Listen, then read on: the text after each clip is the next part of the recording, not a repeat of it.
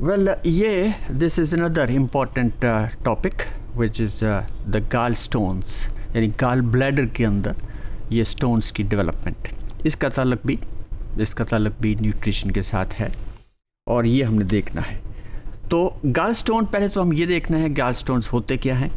तो these are solid pebbles, these are small stones which develop within the gall bladder, और this is they are formed from bile, cholesterol and bilirubin in the gallbladder। ये इन चीज़ों से दरअसल, या फिर calcium phosphate या मुख्तलिफ और बहुत सारे साल्ट्स हैं जिनकी डेपोजिशन से ये क्रिस्टलाइजेशन होती है और जिन्हें हम पेबल या फिर ये स्टोन्स कहते हैं।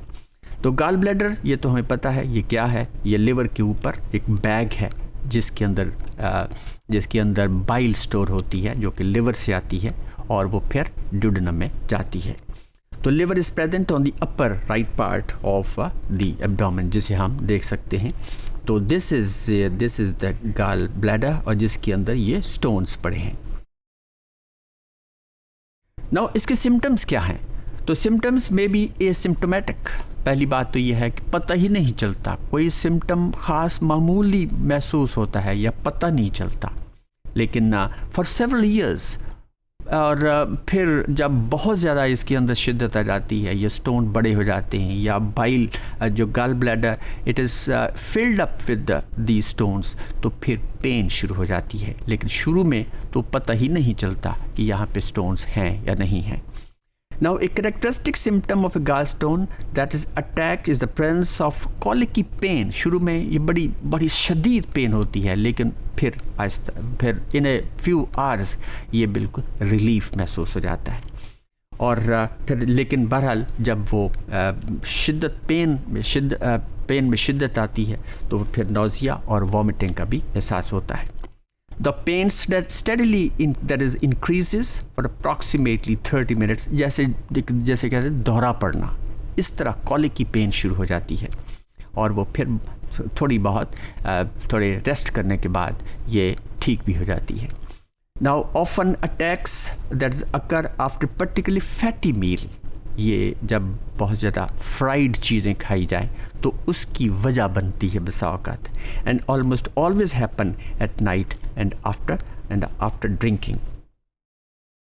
Now on the basis of composition of the gallstones, these stones that can be classified into three, which are the cholesterol stones, pigment stones और mixed stone। ये तीन किस्म के stones हैं। और जैसे कोलेस्ट्रॉल स्टोन्स, जैसा कि नाम से जाहिर है कि ये वो स्टोन्स हैं जो कोलेस्ट्रॉल की डेपोजिशन से बनते हैं। So they are composed of 70 to 80% cholesterol by weight. इसके अंदर ये स्टोन्स हैं, और भी बहुत सारे साल्ट्स होते हैं, लेकिन कोलेस्ट्रॉल की जो अमाउंट है वो that is about 70 to 80%। Now between 35 to 90% जो स्टोन्स हैं ये आमतौर पे कोलेस्ट्रॉल ही होते हैं। फिर उसके बाद पिगमेंट स्टोन्स हैं। तो the stones are small, often appearing black and usually numerous, और they are composed of bilirubin and then calcium phosphate salts that are found in bile.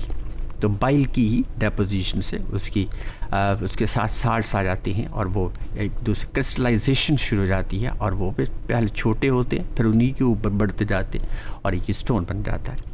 Now they contain less than 20% of cholesterol. Now between 2 to 30% of stones are bilirubin stones. Then there are mixed stones. The mixed stones contain 20 to 80% cholesterol. Now other common constituents are calcium carbonate, palmitate, phosphate, bilirubin and other bile pigments. तो लिहाजा ये bile pigment से ही इसके साथ जो salts आते हैं उनकी क्रिस्टलाइजेशन से ही बनते हैं। Now between 4 to 20% stones are mixed stones. तो ये सबसे कम है एक लिहाज से। Now the nutritional factors that may increase risk of gallstones they include constipation, यानी कि इसका ताल्लुक जो है वो कॉन्स्टिपेशन के साथ भी है। और वो कॉन्स्टिपेशन आम तौर पे क्यों होती है? अगर हमारी फूड के अंदर रफेज ना हो, दैट इज़ जैसे हम कहते हैं सेलुलोज ना हो, इन प्लांट्स ना खाएं, सिर्फ मीट टाइप या मीट की बनी हुई चीज़ें ही खाएं, तो ऐसे में ये जो कॉन्स्टिपेशन है बढ़ जाती है और जिसकी वजह से ये स्टोन के चांसेस, स्टोन फॉर्मेशन के चांसेस बढ़ जाते हैं। Now low intake of nutrients, ख़ास तौर पे folate, magnesium, calcium and vitamin C, ये अगर हमारी फूड के अंदर ये कम जा रहा है तो फिर भी स्टोन के चांसेस बढ़ जाते हैं। फिर there is a low fluid consumption, बाज़ लोग बहुत कम पानी पीते हैं और ऐसे में भी ये कंसनट्रेट हो जाती हैं ये तमाम बहुत सारी चीज़ें, और जिसकी वजह से क्रिस्टलाइजेशन बढ़ जाती है और वो फिर स्टोन फॉर्मेशन शुरू हो जाती है। So this is all about these gallstones.